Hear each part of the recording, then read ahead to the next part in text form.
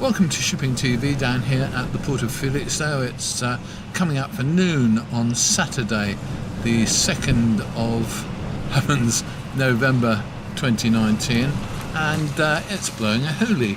At the moment it's blowing a force 7, verging on a force 8. Wind's running around 30 odd knots, 33, 35 knots, and it's certainly quite uncomfortable. It would be very uncomfortable if you were in a small ship at sea, although in local conditions these large ships still wouldn't notice too much, but in reality it's windy and it's not nice at sea. In the harbour it's probably too windy to do anything.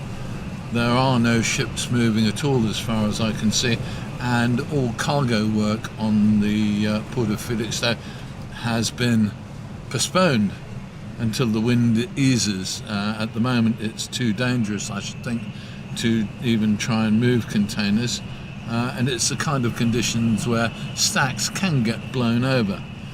It's pretty nasty, I think, and purely personally I would hope there's no one wandering in amongst the stacks. At the moment vehicles are parked out of the way in safe locations. Dangerous times in a port like this.